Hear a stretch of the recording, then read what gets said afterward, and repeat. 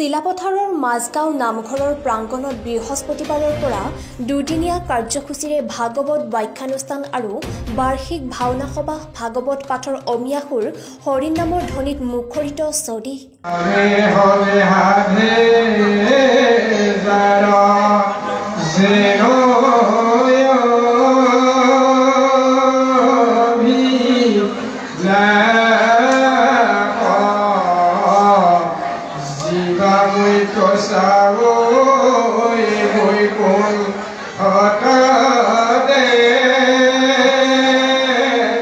চিলাপথাৰ নগৰৰ সমীপৰ মাজগাঁও নামঘৰত আজিৰে পৰা দুদিনীয়া কাৰ্যসূচীৰে আৰম্ভ হৈছে ভাগৱত পাঠ ব্যাখ্যানুষ্ঠান আৰু বাৰ্ষিক ভাওনা সভাৰ কাৰ্যসূচী।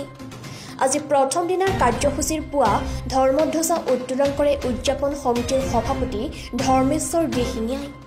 ইয়াৰ পিছত স্মৃতি তৰ্পণ শৰাই স্থাপন নাম প্ৰসংগ আদি অনুষ্ঠানৰ অন্তত অনুষ্ঠিত কৰা হয় ভাগৱত পাঠ আৰু ব্যাখ্যানুষ্ঠানৰ সুললিত কণ্ঠৰ ভাগৱত পাঠৰ লগতে ভাগৱতৰ তত্ত্বৰ সাৱলীল মনোগ্ৰাহী আৰু তাত্ত্বিক ব্যাখ্যা আগবঢ়াই শিৱসাগৰ জিলাৰ খনামুখৰ পৰা আমন্ত্ৰণ কৰি অনা বিশিষ্ট ভাগৱত ব্যাখ্যাকাৰক প্ৰাণজিৎ গগৈয়ে দিনজোৰা ভাগৱত পাঠ আৰু ব্যাখ্যানুষ্ঠান তথা কৃষ্ণ নামৰ ধ্বনিয়ে দ্বিতীয় বৈকুণ্ঠ সদৃশ পৰিৱেশৰ সৃষ্টি কৰে নামঘৰৰ প্ৰাংগণত।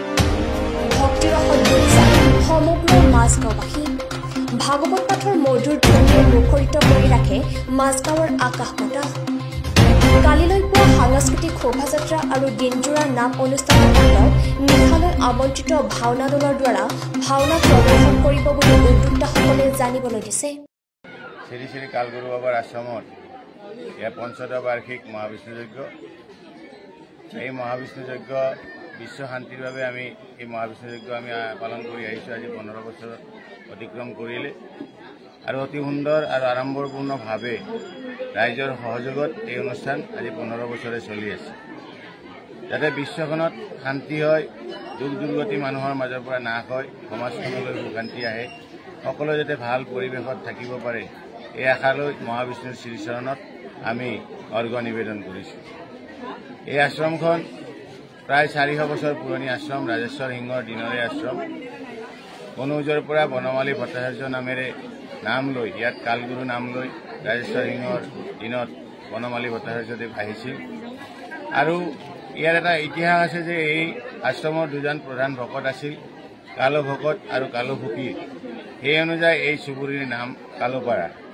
আজি ঐতিহাসিকভাৱে এই স্থানখনত যিবিলাক গছ গছনি আছে, প্ৰায় 400 বছৰ আগৰ গছ গছনি কোনেও নাজানে ইয়াৰ মানে কেতিয়া ৰোপণ কৰা হৈছিলে বা কেতিয়াৰ পৰা এই গছ গছনিসমূহ আছে।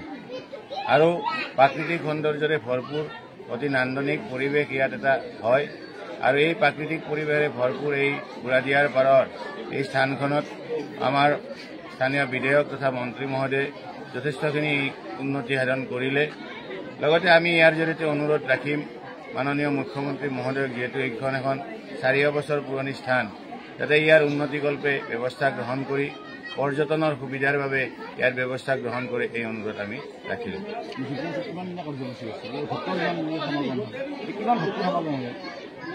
এইবাৰ আমি যজ্ঞ দুদিনীয়া কাৰ্যসূচীৰে আৰম্ভ কৰিছিলোঁ। আজি অন্তিম দিন, পূৰ্ণাহুতিৰ দিন। ইয়াত যথেষ্ট সংখ্যক প্ৰায় 2-2.5 হাজাৰ ভক্ত সমাগম হয়। বিভিন্ন সময়ত যোৱাকালিও আমাৰ যথেষ্টখিনি ভক্ত আহিছিলে আৰু আজিও বিভিন্ন ঠাইৰ পৰা ভক্ত আহি আছে। ইয়াত যিহেতু আমাৰ কৃষি প্ৰধান অঞ্চল, এই অঞ্চলৰ দান বৰঙণিৰে ৰাইজৰ সহযোগত এই অনুষ্ঠান চলি আছে। আজি আপোনালোকৰ অন্তিম দিন। চিলাপথাৰ মাজগাঁও নামঘৰ সমিতিয়ে এইবাৰ ৰাইজৰ সিদ্ধান্তমৰ্মে দুদিনীয়া কাৰ্যসূচীৰে আমি কাৰ্য লৈছিলোঁ। প্ৰথম দিনা আমাৰ ভাগৱত পাঠ আৰু ভাগৱত ভাঙনি ভাগৱত ব্যাখ্যা আছিল। দ্বিতীয় দিনা আমাৰ ৰাইজে নাম প্ৰসংগ কৰিব আৰু গধূলিলৈ এখনি ভাওনা হ'ব। কৰি আনিছোঁ আমি ভাওনাখন ধেমাজিৰ পৰা। আজি ভাগৱত পাঠ আছিল। আমি আমন্ত্ৰণ কৰি আনিছিলোঁ প্ৰাণজিৎ গগৈদেৱক। তেখেতে সুন্দৰ ভাগৱত ব্যাখ্যা কৰিছে। ৰাইজে আপ্লুত হৈছে তেখেতৰ ভাগৱত ব্যাখ্যাত, খুব আনন্দ পাইছে ৰাইজে। অহাকালিলৈ আমাৰ ভাওনা আছে, দিনজোৰা কাৰ্যসূচী আৰু দিনজোৰা কাৰ্যসূচী আমাৰ নাম প্ৰসংগ আৰু দিহানামৰ পৰিৱেশন হ'ব। আমি কেইবাটি দলক নিমন্ত্ৰণ জনাইছোঁ আৰু গধূলিলৈ এখন আমি আমন্ত্ৰণ কৰি অনা ভাওনা, সুন্দৰ এখন ভাওনা উদীয়মান যুৱক যুৱতীসকলে কৰিছে, খুব সুন্দৰ হ'ব। আৰু আমি সকলো ৰাইজকে এই অঞ্চলৰ সকলো ৰাইজক আমি নিমন্ত্ৰণ জনাইছোঁ আমাৰ ভাওনাখন উপভোগ কৰিবৰ কাৰণে। ধেমাজি জিলাৰ পৰা সঞ্জয় নাথৰ ৰিপৰ্ট, ইয়া নিউজ।